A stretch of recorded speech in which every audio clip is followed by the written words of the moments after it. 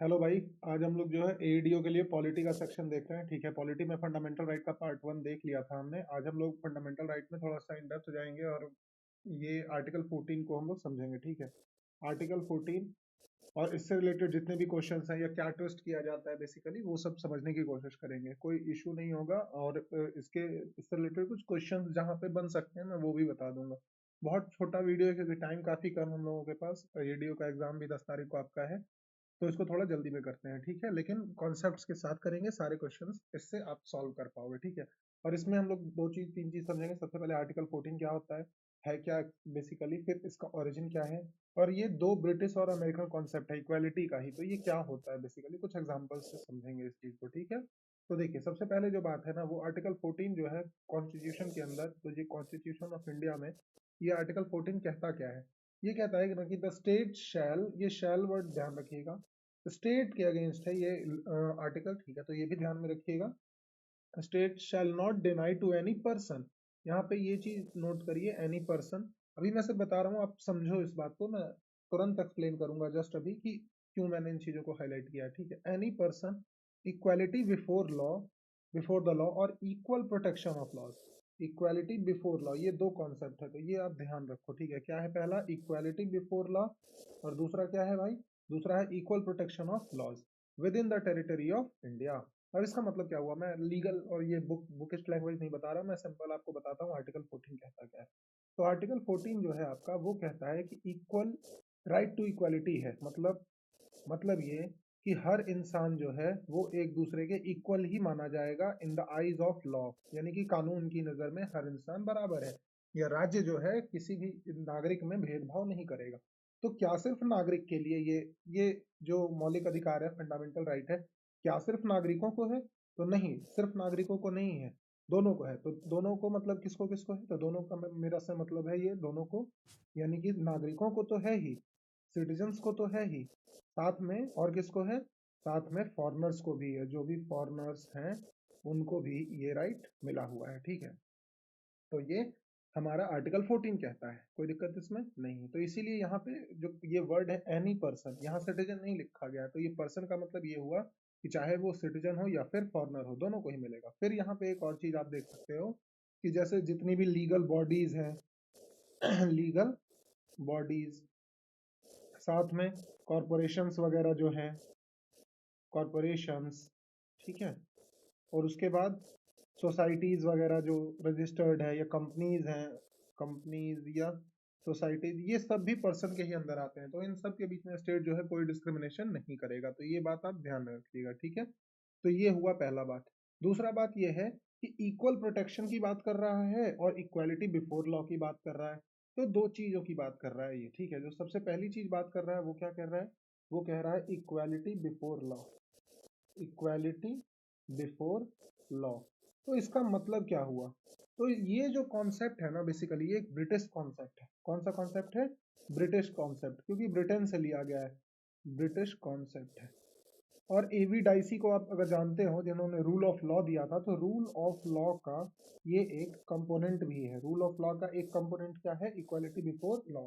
तो equality before law मतलब क्या है, इक्वालिटी बिफोर लॉ का मतलब ये है कि चाहे आप एक पर्सन ए हैं जिसकी इनकम 1 करोड़ पर ईयर है, या फिर चाहे आप पर्सन बी हैं जिसकी इनकम 100 रुपए पर डे है, उससे फर्क नहीं पड़ता है।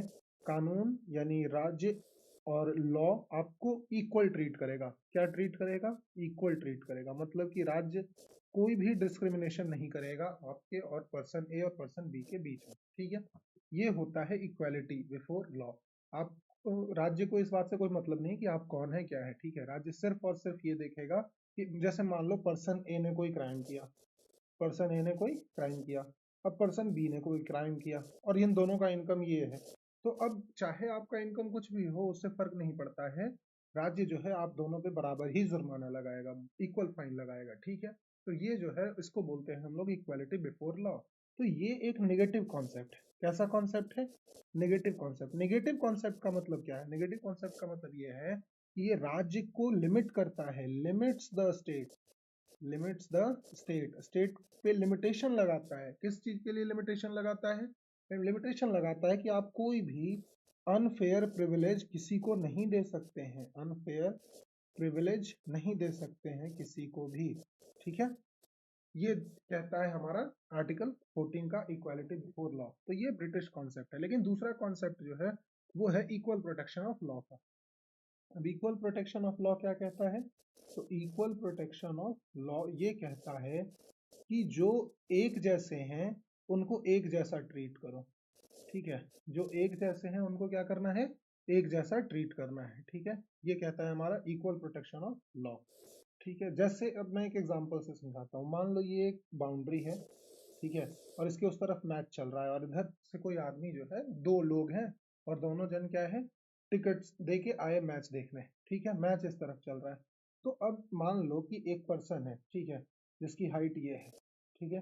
तो उसको तो जरूरत नहीं है किसी टेबल की, लेकिन एक पर्सन ये है जिसकी हाइट कम है। तो क्या इसको भी हम इसी लेवल पे रहने देंगे, या फिर हमें ये करना चाहिए कि अगर ये बाउंड्री है तो ये पर्सन जब ऑलरेडी यहाँ पहुंच सकता है तो हमें एक टेबल लगा के इस पर्सन को भी यहाँ पहुंचा देना चाहिए जिसकी हाइट कम थी। तो ये हुआ बेसिकली क्या? ये हुआ basically equal protection of law.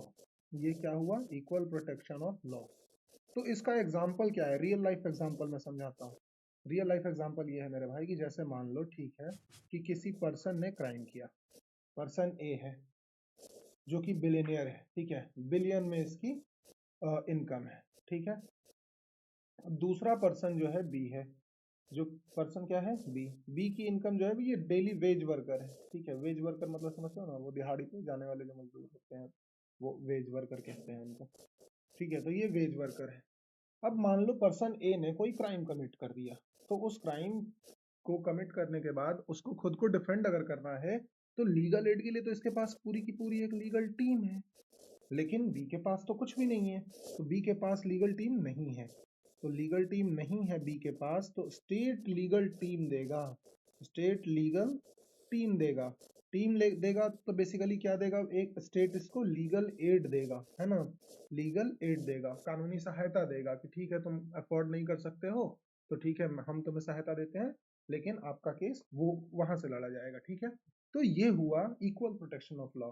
तो या इसमें सिंपल सा दिमाग में एक ही बात याद रखो कि जो डिफरेंस है ना, डिफरेंट ट्रीटेड डिफरेंटली, है ना, डिफरेंस ट्रीटेड डिफरेंटली। कहने का मतलब ये है भाई कि जो अलग लोग हैं उनको अलग ट्रीट करेंगे, जो एक जैसे लोग हैं उनको एक जैसा ट्रीट करेंगे, ठीक है। तो ये है इक्वल प्रोटेक्शन ऑफ लॉ, जिसका भी मैंने कुछ एग्जांपल लिया।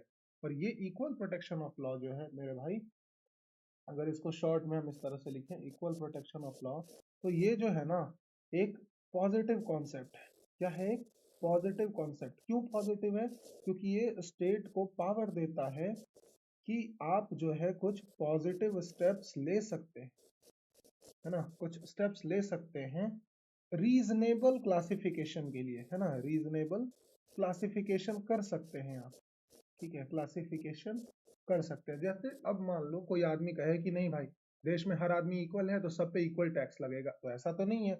जिस आदमी की इनकम 1 करोड़ होगी वो अलग टैक्स देगा, लेकिन जिस आदमी की इनकम 10 लाख होगी वो अलग टैक्स देगा। तो ये टैक्स जो है, अगर हम इक्वालिटी बिफोर लॉ लेके चलते तब तो फिर गड़बड़ हो जाती ना बात। लेकिन यहाँ पे इक्वल प्रोटेक्शन ऑफ लॉ है, इसलिए 1 करोड़ वाला जो है वो टैक्स अलग देगा, अलग रेट से देगा, 10 लाख वाला जो है वो अलग रेट से टैक्स देगा। समझ गए बात को? तो ये है equal protection of law. USA का कॉन्सेप्ट है ये। कहाँ का कॉन्सेप्ट है ये? यूएसए से लिया गया था, ठीक है। तो यहाँ पे जितने भी क्वेश्चंस बनेंगे मेरे भाई वो इतना ही बनेगा, इससे ज्यादा कुछ नहीं बनेगा इसमें क्वेश्चन, अगर आप इतना समझ गए। वेल, अगले वीडियो में आप आर्टिकल 15 और 16 देखेंगे। Thank you.